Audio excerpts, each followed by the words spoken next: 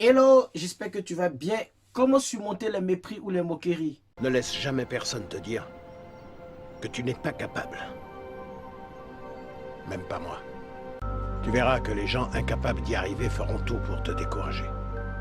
Albert Einstein a déclaré « Celui qui n'a jamais commis d'erreur n'a jamais tenté d'innover ». J'aimerais abonder dans son sens en disant que celui qui n'a jamais subi de moqueries ou de mépris n'a jamais entrepris quelque chose de déterminant pour sa vie. Cela était vrai il y a plusieurs siècles, cela est encore vrai aujourd'hui.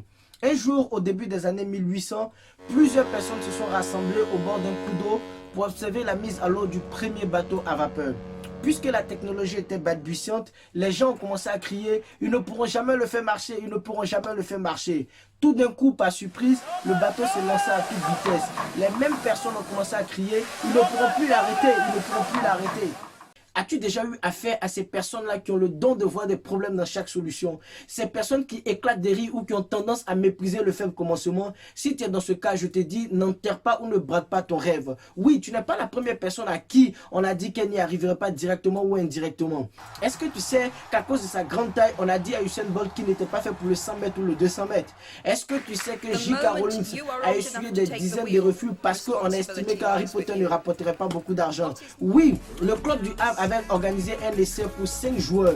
Ils ont retenu 4 joueurs et ils ont rejeté le jeune Samuel Eto'o parce qu'ils estimaient qu'il n'avait pas assez de talent.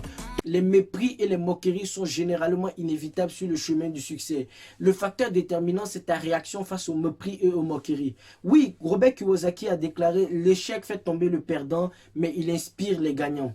Avant d'être le réalisateur à succès qu'on connaît aujourd'hui, Steven Spielberg a été recalé dans 3 écoles. En 2000, Blockbuster a rigolé lorsque les dirigeants de Netflix, alors à l'époque en difficulté, ont demandé à être rachetés. Sais-tu combien de champions du monde, combien de ballons d'or ont été vilipendés, traités dans la boue par les médias avant leur consécration? Alors ne t'arrête pas parce que quelqu'un a dit que tu n'y arriverais pas. I don't have any college training, but I met a high school teacher who one day changed my life. I was waiting on another student, and when he came in, he said to me, "Young man, go to the board and write what I'm about to tell you."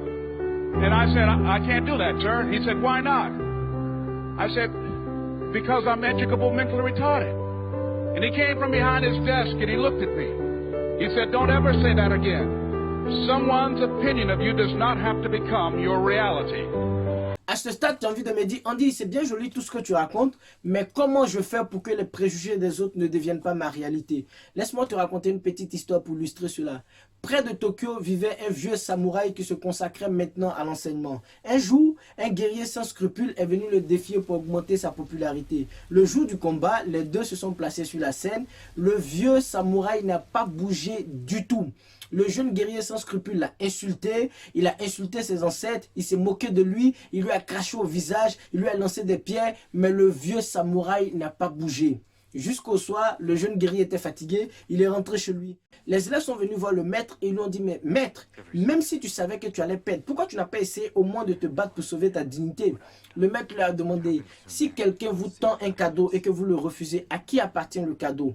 Il y a un élève qui a répondu que le cadeau appartient à celui qui a essayé de nous donner. Le maître a dit qu'il en est de même pour le mépris et les moqueries. Oui, quelquefois lorsqu'on se moque de toi, tu as envie de défendre ta dignité, tu as envie de te battre, tu as envie de crier sur tous les toits que c'est pas vrai, c'est pas comme ça que tu es. Mais si tu réponds, si tu te bats, si tu boudes, alors tu as perdu. La meilleure solution, c'est d'ignorer les mépris et les moqueries et de les placer dans le champ de vision comme facteur de motivation. Most powerful motivational speeches that I have ever heard came from people who told me I couldn't do something. You know why? Because when they told me I couldn't do it, I was bound and determined to show them that I could. Tell me I can't do it. I will prove you wrong. Si tu as aimé cette vidéo, n'hésite pas à la liker, à la commenter et à la partager avec tes proches. Si ce n'est pas encore fait, n'hésite pas à t'abonner sur ma chaîne YouTube et à cliquer sur la cloche pour être averti à chaque fois que je publie une nouvelle vidéo. En attendant, petit extrait de ma prochaine vidéo. Je vais te dire un truc que tu sais déjà. Le soleil, les arcs-en-ciel, c'est pas le monde. Il y a de vraies tempêtes, de lourdes épreuves, aussi grand et fort que tu sois, la vie te mettra à genoux. Spartiate! Quel est votre métier?